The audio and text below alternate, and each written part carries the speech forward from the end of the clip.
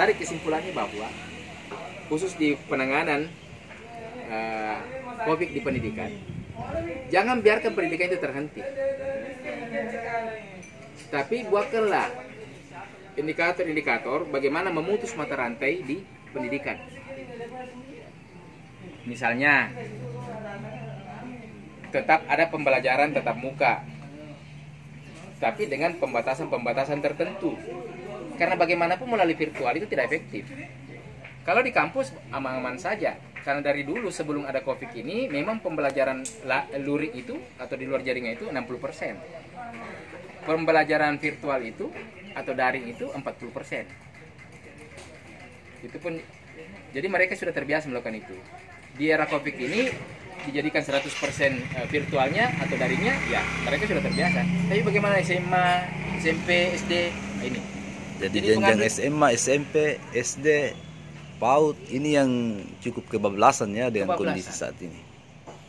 Jadi yang pertama yang harus dipikirkan adalah dudukan para pengambil kebijakan yang punya kepentingan, orang tua dan seterusnya, diwakili oleh komite, Dewan Pendidikan, Dinas Pendidikan, ya, tim gugus COVID, lalu kemudian mendengarkan pemaparan di pendidikan di Marosi, minimal kepala dinas misalnya, kepala dinas pendidikan, lalu kemudian memberikan arahan supaya apa pola yang diterapkan dalam proses pendidikan ini tidak berhenti, tapi juga efektif. Memang pendidikan dianggap tidak berhenti virtual, tapi tidak efektif. Kenapa? Banyak keluhan. Bukan saja cuma kepada orang tua atau peserta didik, termasuk guru sendiri pun ada hal yang mereka harus tetap muka menjelaskan. Tapi hanya dengan lewat video itu tidak ada kemistrinya, tidak ada orang nyambungnya. Terus bagaimana mereka mau dinilai kognitif, mau dinilai efektifnya, sikap? Gak bisa, karena pasti yang ditampilkan di video itu yang bagus-bagus. Bagaimana lalu kemudian guru mau menjelaskan tentang afektif, psikomotorik? Kalau kognitif boleh-boleh saja dengan hasilnya, meskipun tanda petik kognitif itu masih ada campur tangan orang tua. Dan saya yakin itu 70% campur tangan orang tua.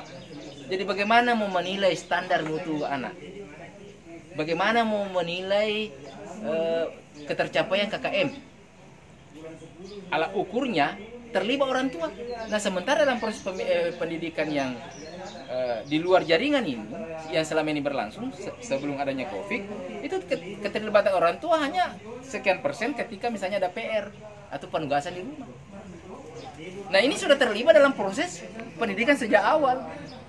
Jadi anak ini diukur bahwa dia mampu atau tidak mampu dalam mata pelajaran ini atau KKM ini atau indikator ini, itu susah mengukurnya.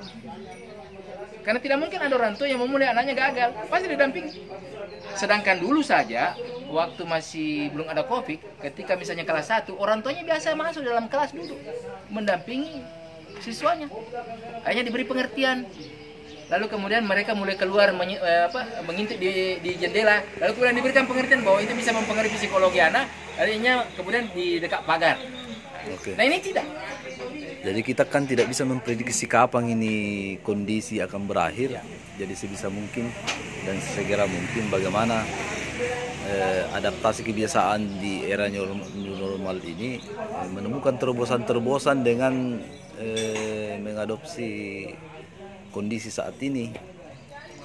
Ada dua hal yang sebenarnya saya tawarkan. Kalau kita mau pakai virtual seperti yang saat ini terjadi, sepakati seperti apa yang tadi, syaratnya ringan dalam artian budgetnya, ringan dalam artian mengoperasikannya mudah. Ya, dipikirkan itu aplikasi seperti apa. Yang kedua, kalau mau diterapkan langsung di luar jaringan, maka adakan pendampingan, maka kerahkanlah SDM yang ada di gugus COVID itu. Kalau perlu rekrut sukarelawan, dilatih bagaimana menangani, sehingga setiap sekolah bukan lagi gurunya ada di situ, gurunya kok mengajar, bukan lagi kepala sekolahnya yang menilai situ, tapi ada tim gugus. Apalagi sekarang kan zonasi, Jadi anak-anak sekitar tinggal di situ. Kalaupun ada dari luar yang karena pindahan itu sekian persen. Kemudian gurunya juga ini paling tidak terlalu jauh dari rumah itu. Ya kalau Makassar sudah sonasi gurunya, jadi Pada sekolah negeri ya? ya pada sekolah negeri. Ya. Dan artinya negeri lebih banyak kan di Maros daripada swasta. Iya, iya, iya. Ya. Kalau swasta tentu kalau mau terapkan itu tentu lebih ketat lagi. Iya, iya. Karena dia menjadi garansi jaminan mutu dan jaminan keselamatan kita, utamanya kesehatan tadi. Tentu dia harus memberikan inovasi lebih bagus lagi. Jadi itu saran saya. Jadi adakan pendampingan. Tentu dengan adanya COVID, misalnya kalau kelas ini kan sudah bagus. Karena rata-rata kelas kan kalau dia terakreditasi A itu sudah kelas maksimal 25. Itu sudah normatif. 25 satu kelas kan. Tinggal dijaga jarak. Atur penyesuaiannya dan sebagainya. Ya, pakai kaos tangan. Pakai misalnya ini. Ya kan? Iya, iya. Dengan juga menggunakan masker, ya. Masker.